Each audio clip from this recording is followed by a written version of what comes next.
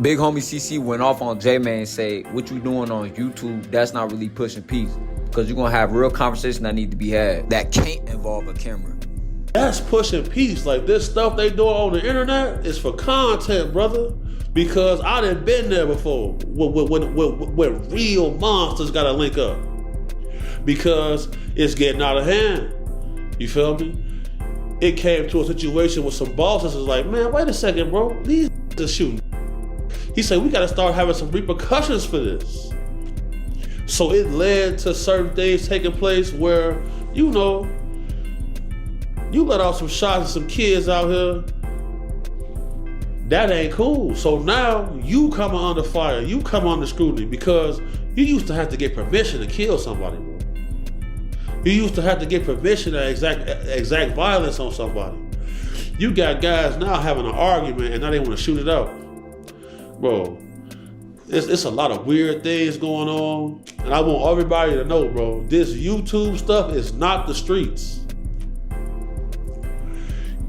This YouTube activity is not the streets, man. It's not the same thing. It's not the streets.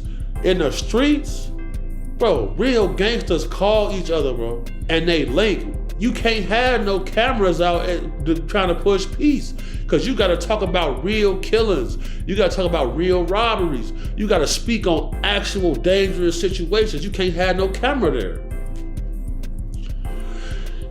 Ken, if you and your homies got smoked with the guys on the other side and you get a phone call because too many people have been shot, too many people have died, and now y'all gotta come up, link, and negotiate, and you gotta solve crimes too. How can you push peace and you trying to solve crimes, and then you got cameras there? Now you finna get everybody indicted. Because here's my old argument with that. You gotta be a frontliner to push peace. Who am I to speak on anything, right?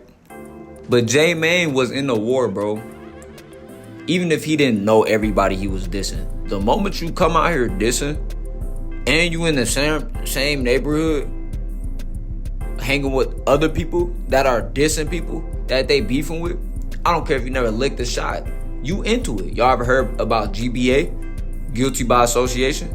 Do your homework on guilty by association. So even if J-Man, you think if a nigga run up on J-Man, I'm not a frontliner. Bah! They smoking him too, bro. Come on, bro. He's in the war. Stop playing. I understand he probably don't got 50 hats, but or he's not the big hat man. But bro, he got a platform. And I also understand the fact of the Chicago politics on the fact if he would have really did something to somebody in O Block, that wouldn't have been no convo. That wouldn't even been possible. It was only because of cordial situations. Well, we need them cordial situations. We need that. That's a good thing, bro. You need somebody that connect everybody. FYB J-Man even said this in an interview before. He said when they killed Melly, it fucked up a lot of connections because Melly was connecting bridges with people, bro. I'm that same type of dude. Like, I'm somebody who could be cool with somebody from anywhere. So I'm from the Bay, right? I could be cool with somebody from Richmond. I could be cool with somebody from Oakland. I got friends in the city. I got friends in Vallejo, you know what I'm saying, where I was born at. I got friends in Sac. I got whatever, you know what I'm saying? But let's just say I go to Sac and then something happened to me at a party or something. Now all my niggas in Oakland like, oh, we ain't fucking with them Sac niggas no more. They backdoor niggas. You know what I'm saying? So it's like, I don't know, bro. I understand what Big Homie CC talking about, but for them niggas that's already been lost souls and already deleted people and then already, you know what I'm saying? You done already live this lifestyle to the fullest. Nigga, we ain't trying to make peace with you. We trying to change the narrative for the kids. And I also seen another interview when Von off 17. He was like, oh, you always bringing up the kids. You doing it for another narrative. I ain't gonna lie to you. J-Man is definitely pushing this shit because it works. It works. But when you find your purpose, of course it's gonna work, bro. Of course your soul gonna feel better. Now, even though I don't agree with everything J-Man doing, bro, this is the most respectable shit that anybody has ever done out of Chicago within the past, at least since 2020. At least since 2020. You got other people that say they started to push peace movement first, but they ain't stand on it, or they wasn't in Chicago to really let it hit. So, bro, the fact that people even feel some type of, shout out to Big Homie, and Big Homie gave FYB J-Man his flowers too. I want to say that. The block and leaving in one piece. I mean, as small as that sounds, I think that's kind of an accomplishment. I don't know if it's exactly, gonna get to the piece, but I mean, I don't know. I don't know if there's too many 63rd dudes that went there and had a conversation with some O Block dudes and actually was allowed to leave without, some serious violence. Right. Well, salute J-Man, you feel me? It's better to do something than to do nothing. But if he would have been somebody who killed one of them, he couldn't come over there. If he would have been a GD or one of the Insanes, he couldn't come over there. He a BD. And he a comedian. Everybody else who dropped diss songs got killed because they was outside doing violence. His diss song's still up and he go over there. What bro say? What's that? Shoebox? He say, man, take them songs down if you want to push peace. Why the diss record still out? Because I know for a fact, if me and Duga and Turn Up God was gonna pull up on our ops, we gonna have to be in a Starbucks parking lot or outside Home Depot. We can't go over there, man. It's busting immediately, no talking. I don't believe you can push peace, man, if you ain't one of them people who was getting wild. How you pushing peace, man? You ain't got no hats or nothing. They ain't blaming you for nothing. You ain't got no suspicion. You ain't getting picked up for nothing. I've been to the White Room. I done been on the 72-hour hold. They don't give you no food and water. They call the Dugas phone, we're gonna ruin your life. Oh no. Well, years coming out, bro. That's not how it really go, bro. That's not how it really go, bro. I'm not bringing no pastors with the gulas to go talk to my ops, bro.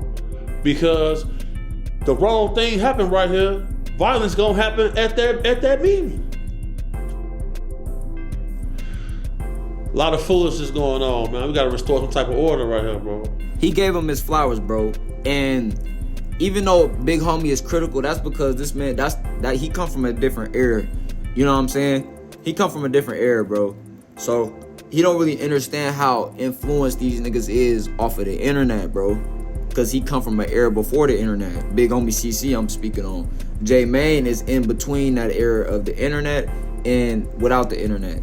I'm in the era of the beginning of the social media. You know what I'm saying?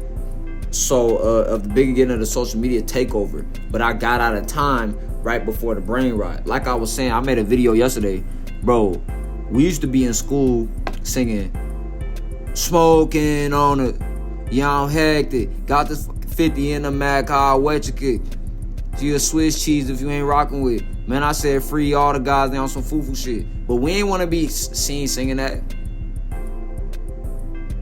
I don't want a goofy with me. Like, bro, now, or we used to be singing whatever.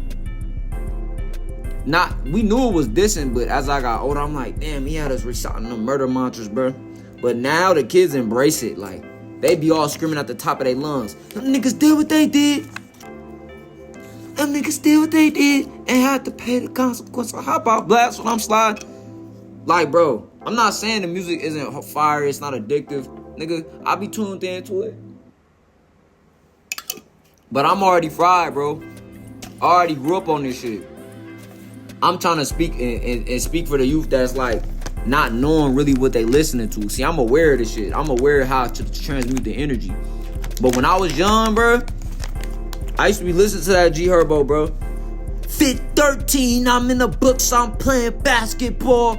By 16, I'm cool with crooks and letting ratchets off. I'm over here listening to that, going to the bus stop, And I'm literally going to basketball practice, and literally 2 years later, I jumped off. I stopped playing basketball, like 10th grade after we won JV. After we won the JV championship, nigga, I stopped playing basketball. I started fucking with my girlfriend. And then after I broke out with her, jumped in the streets, nigga.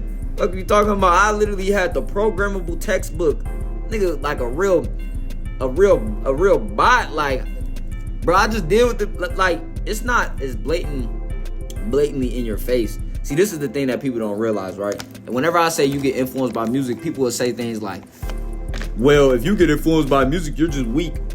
And people that say that are probably the most influenced by music, and they have no idea because of how subtle this shit is. For me to admit it means that I recognize it and I took my power back because I recognize this shit. For people that be like, well, music can't control you, those are the most, bro, get the fuck away from them. Those are the most programmed people.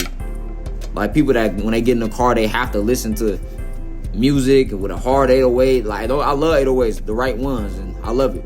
But like, if you gotta listen to that music all day, you know what I'm saying? That shit is just, it's fried, bro. Pushing peace with a bunch of clones is impossible. Leading whistleblowers for exposing this ain't the first era to have an airline. Ancient spaceships, we had them airlines. Pentagon said it's UFOs in the ocean. My soul to be in the mix.